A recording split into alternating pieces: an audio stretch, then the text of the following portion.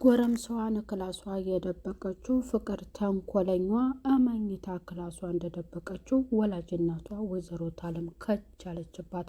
ፍቅር ተዋረደች። ሩታ ይሄ ደግሞ ጎረምሳው ምን ይሰራል ክላስሽ? አንቺ ድፍረትሽ! በእናትሽ ቤት እንዴት ጎረምሳሽን ታመጫለሽ? አለቻት። ምን አገባሽ አንቺ ደግሞ ስትል ፍቅር ለሩታ መልሳላታለች። እማዬ ፍቅር ክላስ ጎረምሳ አለ ብላ ስትነግራት ምንድን ነው የምትይው ሩታ? እባካችሁ እናንተ ልጆች ብላ ወይዘሮ ታለም በጣም ተጨንቃ እጇን ጎትታ ወሰደቻት ክላስ። የተደበቀው ጎረምሳ ደግሞ እየተርበተበተ አምልጦ ዘበኛውን እያየው ሮጦ ሄዷል። ወደ ውጪ ልጋብዛቸውና ጥሩ ጊዜ ላሳልፍ ያለው ጥበቃ የሚወዳቸውን ሁለቱን ሩታንና ሮማንን ይዞ ሄዶ ነበር። ፍቅር ከኔ ጋር ከተስማማሽና አንቺ የምትይውን ነገር እንድፈጽምልሽ ከፈለግሽ እኔ ደግሞ የምልሽንም መስማት አለብሽ። ሮማንን ስራ እንድታግዣ ትፈልጋለሁ ብሎ አስጠንቅቆ ሲነግራት እንዴት እንደዚህ እኔ ከቤት ሰራተኛ እኩል ለሰራ ነው ወይ ብላ ላሹ መልሳለት ነበር። እንግዲያውስ እንደዚህ ከሆነ በሀሳብሽ እንደማልስማማ አሁኑኑ ልንገርሽ ይላታል። በቃ አሹዬ ስትል በሀሳቡ ተስማምታ እሱም ፈታ ብሎ ወደ ውጭ ይዟቸው ሄዷል። የተገባበዙበት ቦታ በጣም ደስ ብሏቸው ግብዣቸውን እንዲሁም ቦታውን ወደውት በሰላም ወደ ቤትም እየተመለሱ ነበር። ጎረምሳዋን ክላስ እንደደበቀችው ሄለን ስትመጣ ሄለንን ክላሷ እንድትሆንላት አድርጋል። ሄለን ግን እንዴት ወንድ አለበት ክፍል ብቻዬን ተቀመጪ ትለኛለች?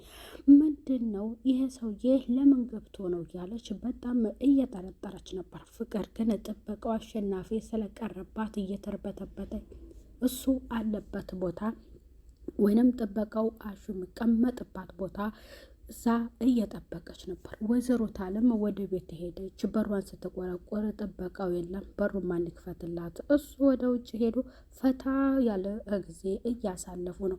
ፍቅር በጣም ደንግጣ በሩን ከፈተችላት። የት ሄዶ ነው አሸናፊ አንቺ በሩን የምትከፍቸው አለቻት። እኔ የምልሽን ነገር መቼ ትሰሚና እነሱ ተያይዘውልሽ ወጥተዋል ብላ ተንኮለኛ ለእናቷ ትናገራለች። ቆይ በዚህ ልክ እኔ መልካምና ጥሩ ሰው ስለሆንኩኝ ነው ወይ? ጥበቃውም እንዲሁም ሮማኔ እንዴት ለለሁበት እያለ እኔ ፍቃድ ሊወጡ ቻሉ ብላ በጣም ተናዳ ለእሱም ደውላ ተናግራለች። ላሹ እየደወለች አትመጣም ወይ እናቴ እኮ መታለች ስትለው እሱም ወደ ቤት ሲመጣ አንቺ ተንኮለኛ ምን ብለሽ ተናግረሽ ነው እትዬ እንዲናገሩኝ እያደረግሽኝ ብሎ እስጥ አድርጎ ሲያንቃት ጮኋለሁ ለእማዬ እናገራለሁ ስትል ላሹ ነገረችው።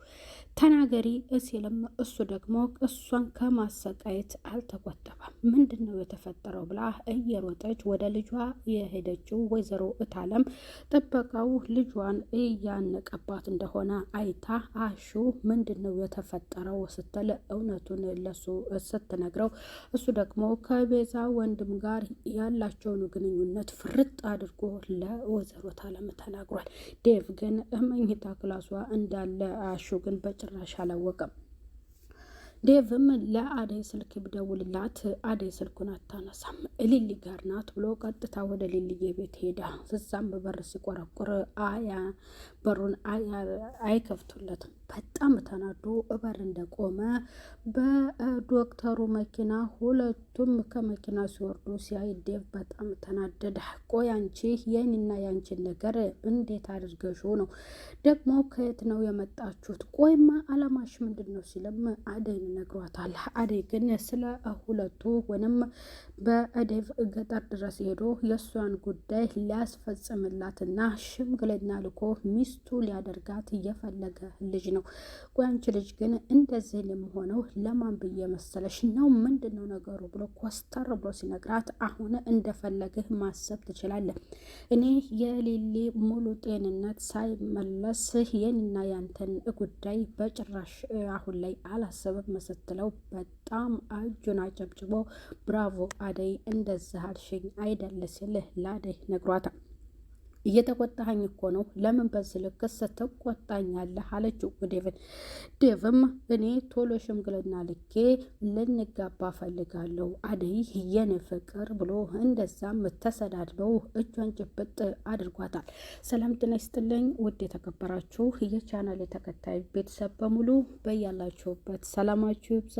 ለቻናሉ አዲስ የሆናችሁ ሰብስክራይብ በማድረግ ቪዲዮን ላይክ እና ሼር እያደረጋችሁ እስከ መጨረሻው እንድትከታተሉት። ሰራተኛዋ አደይ ክፍል 163 ፍቅር ተዋርዳለች። ጎረምሳዋን ዴቭን ክላሷ ዳኒን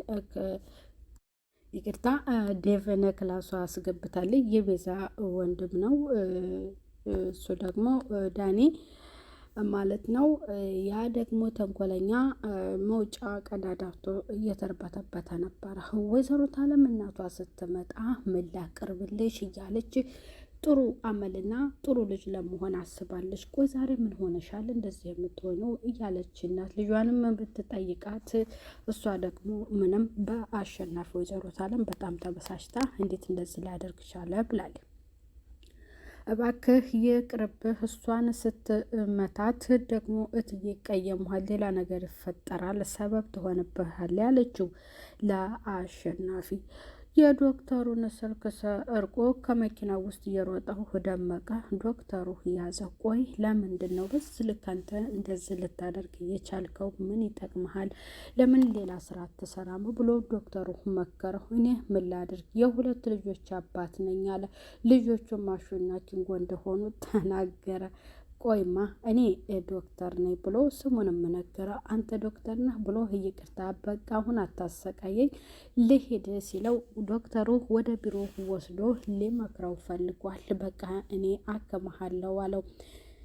ያለበትን ሁኔታ ሁሉ እንዲያስረዳውና ሁሉንም ነገር ደግሞ በጥሞና ከደመቀ መስማት የፈለገው ዶክተር ቀጥታ ወደ ስራ ቦታው ወይም ወደ ቢሮው ይዞ ሄዶ ጠይቆታል። የወሰድከው ስልክ ብዙ ስልኩ ሳይሆን በውስጡ የብዙ ታካሚዎችን ቁጥር የያዘ ነው። ግን ይሄ ስልክ ሲጠፋ እኔን ሳይሆን ይበልጥ የሚጎዳኝ ደግሞ በስልኩ ወይንም ስልኩ የያዘው የብዙዎች ታካሚዎችን መረጃ ነው ብሎታል። በጣም አዘነ ደመቀ። ይቅርታ አድርግልኝ ብሎ ከዛ ከቢሮ ወጥቷል። ቅጥልም ይቅርታ አድርገሽልኛል ብሎ ኪንጎ ወደ እሷ ጋር ሄደ። እሷ ደግሞ ሰክረን የተፈጠረው ነገር ምንድን ነው? ለምንስ እንደዛ ልንሰክር ቻልን? በዚህ ነው ወይ እኔን ማስደሰት የምትፈልገው ብላ በዛ ሀሳብ ደስተኛ ነበረች። ግን ያንን ፕሮግራም ደግሞ ያዘጋጁት ሌሎች እንጂ እሱ አይደለም። ይቅርታ ተደራርገዋል። ቀጥታ ወደ ደመቀ ጋር ሲሄዱ ደመቀን ደግሞ ያ ዶክተር ይዞ እየጠየቀው ነበር። ውሸቱን እንግዲህ የሁለት ልጆች አባት ነኝ፣ ልጆችም ኪንጎና አሹ ናቸው፣ ምን ላበላቸው ምን ላጠጣቸው ቢጨንቀኝ ነው ስርቆት የገባሁት፣ የልጆች አባት ነኝ ብሎ የዋሸለው ዶክተሩ ነግሮታል። ዶክተሩም እንግዲህ እንዲህ አይነት ስራ ተገቢ እንዳልሆነ ሌላ የተሻለ ስራ እንደሚሰራም ተናግሯል። አበበ ይቅርታ ጠየቃት ቤዛን። እኔ ሄሉ ስላለችኝ ነው አሁን ያስተካከልኩት፣ እንደፈለግሽ እዚህ ቤት መቀመጥ ትችያለሽ አላት። በዛም ደግሞ እውነትህን ነው አመሰግናለሁ ሀቤ፣ አንተ መልካምና ጥሩ ሰው ነህ አለችው። ወንድሜም ጎዳና ላይ ነው የሚያድረው ሁለታችንም አለችው። ቤቷን አከራይታ ተንኮለኛ ሌላ ድርጊት እየፈጸመች ነው። ሮማን ደግሞ ሁሉንም ነገር ለሄለን ጋር አውርተዋል። ሄለን ሁሉንም ነገር ደግሞ ክላስ ያየችውን የፍቅርን ጎረምሳ ለምን ክላሷ ድረስ መጣ? ይችል ተንኮለኛ ናት። ያችን መልካምና ጥሩ እናቷን እያስቀየመቻት ነው። እንዴት ብትደፍር ነው ወንድ ቤት ድረስ መኝታ ክላስ የምታመጣው ብላ ለሮማን ትነግራታለች። ሮማንም በጣም ታዝናለች። እንደውችል ከክፋቷና ከስህተቷ መቼ ነው የምትማረው? እንዴት ደፋር ብትሆን ነው? አሁንስ እቤት አለው ጎረምሳዋ ስትልም ጠይቃታለች። ሄሉዬን ጠብቃት፣ ይችሊ ከገጠር ነው የመጣችው፣ እንደ ገጠር አይደለም ከተማና እንድትጠነቀቅ ጠይቃት አለችው ለባለቤቷ ላቤ። አቤም ደግሞ ችግር የለም ሲል ለቤዛ ነግሯታል። ደወልላት ወንድሟ ዳኒ ሲደውልላት ተነጋግረዋል። ምክንያቱም ወንዱን እሱ ሊያጠምድ ሴቷን ደግሞ እሷን ልታጠምድ ነው። ተነጋግረው ሄደዋል። ወደ ቤት እየተመለሰች ያለችው የአቤ ሚስት ሄሉ ከኋላ እየተከታተሏት ነው። በጣም ደንግጣለች።